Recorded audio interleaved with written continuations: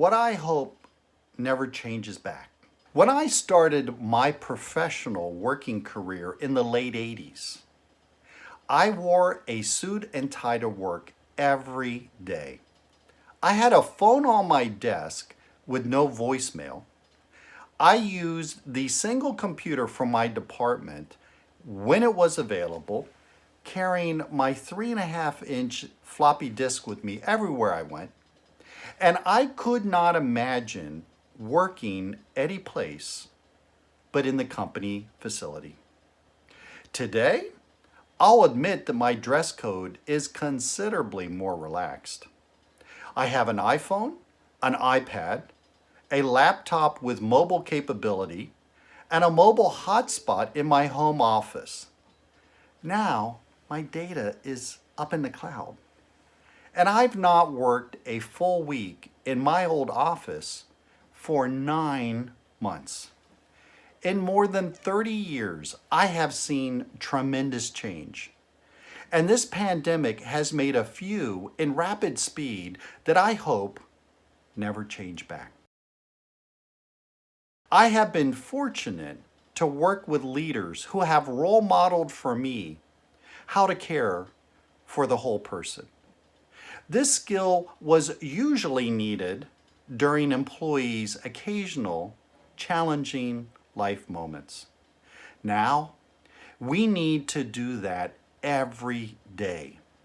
This is why my company is employing the Gallup Engagement During Moments of Disruption employee survey, and why we have a specific question about everyone having the resources they need to be able to do their best every day. I hope we never stop listening to the responses.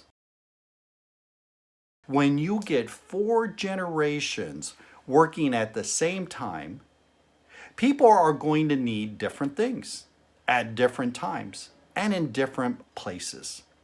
The pandemic has taught us that flexibility works, that we can let employees choose their favorite devices, favorite work locations, their best productivity schedules, etc. It has taught us that flexibility will be a big part of the future. Limited physical space used to cramp inclusion. We couldn't invite many people into small conference rooms or small offices or labs, and we were certainly boxed in by geography, missing the opportunity to include people in other locations, in other states, and in other countries. Today, just join in Zoom. Who cares where you are or how big the conference room is? We can all get together now in an easier way to make participation more democratic. So let's talk about these unexpected changes. It is hard to imagine that anything good could come out of a global pandemic which has harmed so many people. However, this pandemic has allowed those companies that cared about their employees before the pandemic to care even more now and in more ways. Flexibility in how we work and a focus on results was becoming a reality, and now we have skipped forward a decade, making real progress. It is ironic that a pandemic which has led to so much isolation has at the same time created more inclusion. These changes have been good for people and for companies and are just a few things I hope do not change back.